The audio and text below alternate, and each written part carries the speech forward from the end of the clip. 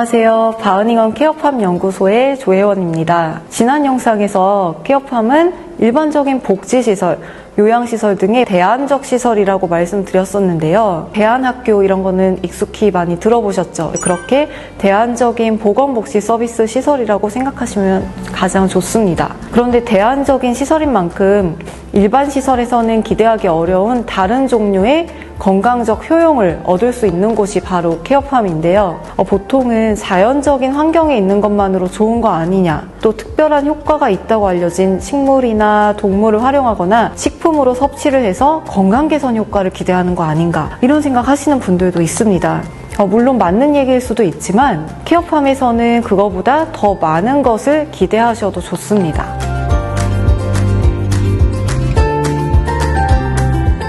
저는 특히 복지나 치료, 요양시설과 달리 농장이어서 가능한 그런 좋은 점에 초점을 맞춰서 말씀드리고 싶은데요. 미리 언급하자면 이런 농장만의 좋은 점이 잘 살아날수록 네덜란드에서는 케어팜의 품질 인증에서 좋은 어떤 케어팜으로 인정을 받을 수 있습니다. 네덜란드에는 케어팜의 품질 인증 제도가 있는데요. 품질 인증제에서 보는 것은 이렇게 농장만의 특별한 점이 얼마나 잘 구현되고 있는가, 이거를 보거든요. 네덜란드에서 케어팜을 다니고 계신 분들이 가장 좋아하는 점 중에 하나는 바로 농장 운영자나 직원들의 태도, 그리고 그들과 어떤 관계를 가지고 있는가, 이런 부분입니다. 케어팜에서는 운영자들과 참여자들이 친밀한 관계를 맺고 지내는 게 굉장히 중요한데요.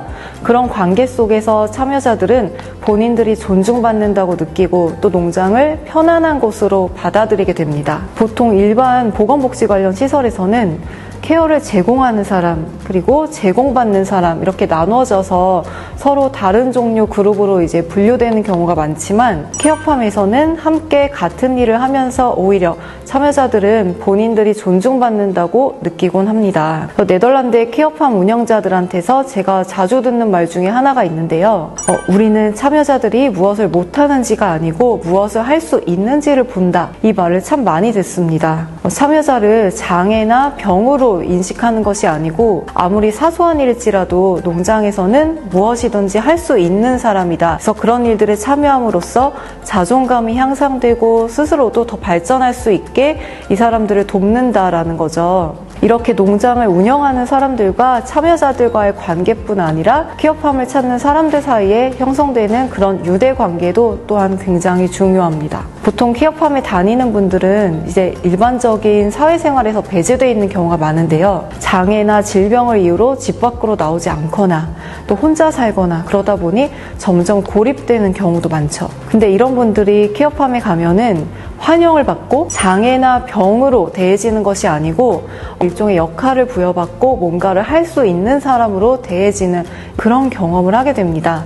이런 경험들이 그분들한테는 굉장히 중요한 거예요. 지금까지 말씀드린 점들은 농장에 관련된 그런 얘기라기보다는 농장에서 만들어지는 일종의 사회적인 환경에 대한 얘기들이었는데요. 만약에 케어팜이 아닌 일반 복지시설, 요양시설 이런 곳에서도 이런 점들이 잘만 구현이 된다면 저는 역시나 굉장히 좋을 거라고 생각을 합니다. 딱딱한 건물에서 실내활동 위주로 구성되는 게 일반적인 시설에서의 프로그램이잖아요. 그런 환경보다 넓게 펼쳐진 자연환경, 또 가정집과 같은 그런 농장의 환경이 제가 말씀드린 그런 사회적인 분위기를 만들어내는 데는 사실은 더 시너지 효과를 주기 때문에 케어팜에서는 이런 요소들이 훨씬 더 쉽게 구현되고 있는 거죠.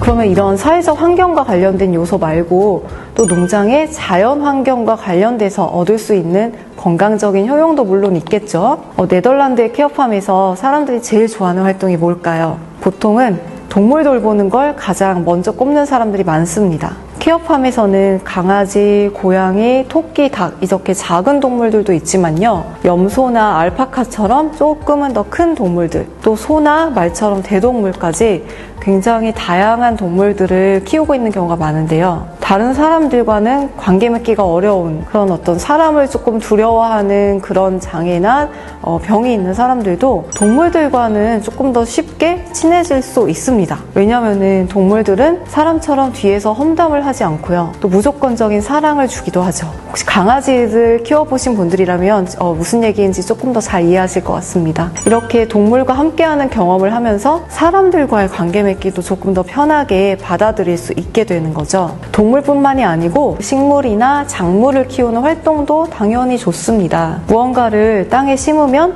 심은 게 자라죠. 자랄 수 있게끔 돌봐야 하고요. 그런 과정을 경험하면서 우리 자연의 계절에 따른 서로 다른 리듬을 경험할 수 있게 되는 거고요. 이렇게 동물이나 식물을 돌보는 활동을 통해서 우리가 생명체를 돌보면 그 생명체가 자라나고 또 생명을 유지할 수 있다. 이제 이런 것들을 알게 되는 거고, 따라서 나 스스로도 내가 그동안은 장애나 이제 질병이 있다는 이유로 사람들에게 무시당하거나 이제 힘들게 살았을 수도 있지만 나도 역시 돌봄을 받을 가치가 있는 존재다. 그런 점을 또 인식하게 되는 거고요. 그래서 지금까지 말씀드린 이 모든 요소들, 즉 녹색의 환경, 또 동물, 식물과 함께하는 유용하고 즐거운 그런 활동들, 또 사회성과 관련한 그런 요소들, 이게 모두 함께 맞물리면은 일종의 인포멀한 분위기, 즉 편안하고 격식이 없는 이제 그런 분위기를 만들어냅니다. 그래서 사람들이 케어팜에 가면 일단 본인이 환영받는다고 느끼고요. 내가 돌봄을 위해서 치료를 받기 위해서 어떤 기관에 갔다라고 느끼는 것이 아니고, 여기는 내가 가도 되고 내가 여러 가지 기여할 수 있는 소일거리가 있는 그런 즐거운 장소에 와 있다. 이제 이렇게 생각할 수 있는 거죠. 여러 가지 다양하고 시간을 때우기 위한 활동이 아닌 아주 유용한, 누군가에게 도움이 되는 그런 활동들에 참여를 하면서 그런 경험들이 나를 치유해주고 자존감 그리고 삶의 질을 향상시켜 줍니다. 그래서 케어팜에서는 이런 모든 요소들이 아주 잘 통합이 되어 있고 그런 요소들이 잘 구현될 수 있는 여러 조건들을 갖추고 있다. 그래서 케어팜의 참여자들은 이런 것들을 통해서 건강에 이로운 건강적 효용을 얻게 되는 것입니다. 자, 여기까지 케어팜이 왜 좋은지 말씀을 드렸고요. 이 다음으로는 그렇다면 케어팜은 어떻게 준비를 하면 되는지 또 그런 과정에 대해서도 말씀을 드려보겠습니다. 감사합니다.